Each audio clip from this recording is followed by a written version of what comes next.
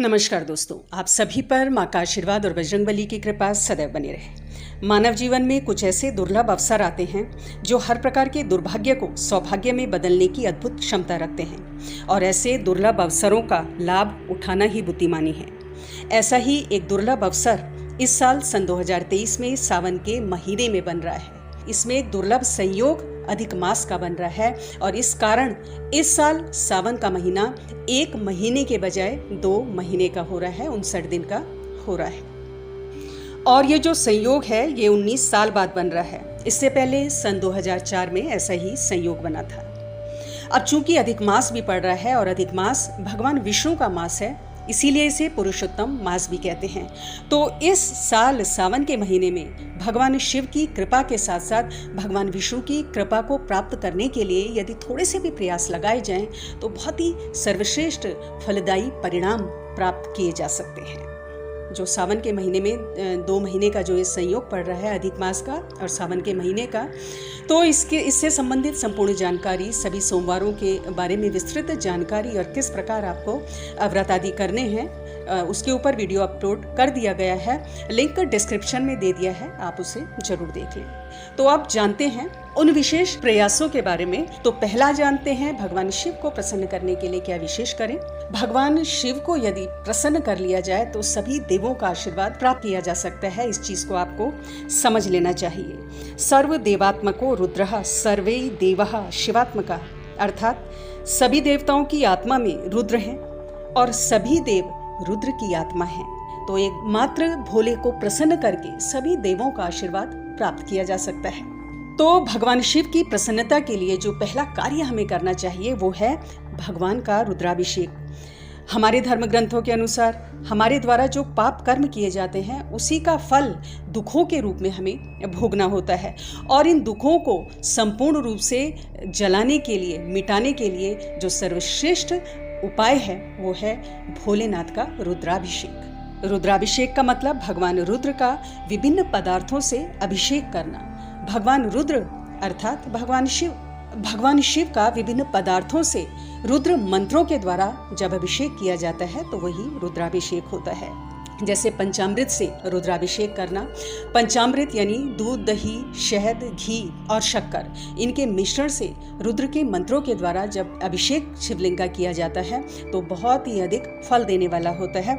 और इसमें आप ये बात नोट कर लें, रुद्राष्टाध्यायी के मंत्रों के द्वारा अगर रुद्राभिषेक किया जाए तो समस्त पाप नष्ट हो जाते हैं और विशेष फल की प्राप्ति होती है।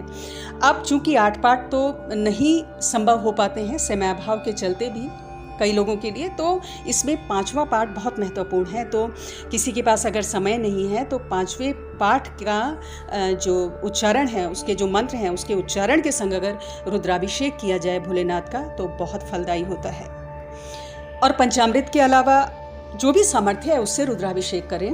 आप दूध से अभिषेक कर लें, दही से, घी से अभिषेक कर सकते हैं, शहद से, अलग अलग पदार्थों से अभिषेक कर सकते हैं। इसके अलावा काले तिल और सरसों के तेल से भी अभिषेक किया जाता है। इन सभी पदार्थों का जब हम अभिषेक करते हैं भोलेनाथ का तो अलग अलग अभीष्टों की प्राप्ति होती है। जैसे काले तिल और सरसों के तेल से भोलेनाथ का अभिषेक करने से हर प्रकार की तंत्र बाधा और शत्रुओं से मुक्ति मिलती है। दूध से अभिषेक करने से उत्तम संतान की प्राप्ति होती है, सुख समृद्धि प्राप्त होती है। घी के अभिषेक से निरोगी काया और आयु में वृद्धि होती है, साथ ही धन धान्य की प्राप्ति होती है। अक्षत का अभिषेक बहुत विशेष माना गया है और अक्षत से यदि अभिषेक भोलेनाथ का किया जाता है सावन के महीने में तो हर प्रकार की भौतिक संपन्नता के साथ साथ आध्यात्मिक उन्नति प्राप्त होती है। तो ये मौका आपको चूकना नहीं है। अभिषेक हर हालत में सभी शिव भक्तों को इस सावन के महीने अवश्य करना है। अब दूसरी चीज आती है कि किन स्तोत्रों का, किन मंत्रों का पाठ किया जाए। जो मंत्र हैं भगवान शिव के उनमें 2 महामंत्र कहे गए हैं। पहला पंचाक्षरी मंत्र ओम नमः शिवाय और दूसरा महामृत्युंजय मंत्र। ये दोनों मंत्र अद्भुत हैं और विशेष हैं। बहुत सारे लोगों का ये प्रश्न होता है कि रोग से पीड़ित हैं, क्या किया जाए।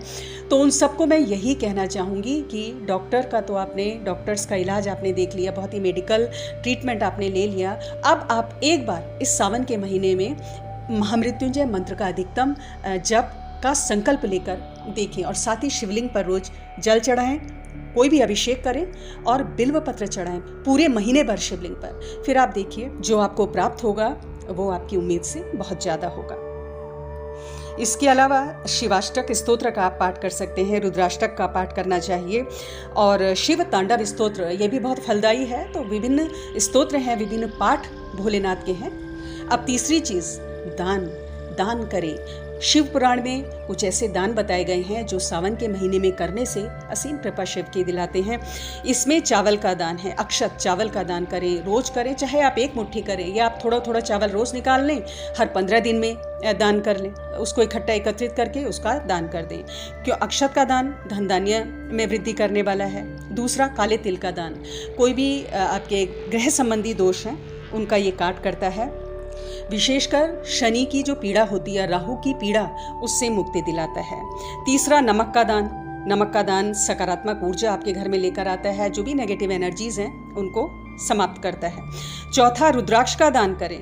रुद्राक्ष शिव का ही अंश है, शिव के आंसुओं से उत्पन्न है। तो ये जो रुद्राक्ष का दान अगर आप करते हैं तो बहुत प्रिय शिव को है ये दान। ये आपको वैवाहिक जीवन का सुख दिलाता है, आपकी आयु में वृद्धि करता है और मृत्यु के भय से भी मुक्ति दिलाता है। इसके अलावा चांदी का दान होता है संतान की प्राप्ति के लिए। और काल सर्प दोष यदि किसी का है तो चांदी का दान सावन के महीने में अवश्य करना चाहिए। इसके अलावा आप सफ़ेद चीज़ों का भी दान कर सकते हैं। आप दूध, अन्य सफ़ेद चीज़ों का, दूध है, चीनी है, तो जो भी आपके पास उपलब्धता है, सामर्थ्य है, उस हिसाब से दान करें। तो ये है भगवान शिव की प्रसन्नता को प्राप्त करने के लिए बहुत ही सरल उपाय। वहीं भगवान विष्णु का अगर हम बात करें तो अधिक मास जब बीच में पड़ेगा, सावन के महीने के 18 जुलाई 2023 से अधिक मास प्रारंभ हो रहा है, जो 16 अगस्त तक रहेगा। चूंकि ये पुरुषोत्तम मास है, पुरुषोत्तम भगवान विष्णु हैं, तो इस समय भगवान विष्णु की आराधना पूजा करने से और थोड़े से प्रयास यदि उनकी प्रसन्नता के लिए कर लिए जाएं तो विशेष कृपा नारायण की दिलाते हैं। और चूंकि लक्ष्मी पति हैं तो माँ लक्ष्मी की प्रसन्नता भी प्रदान करते हैं। इस समय विष्णु सहस्त्रनाम का पाठ आपको करना चाहिए।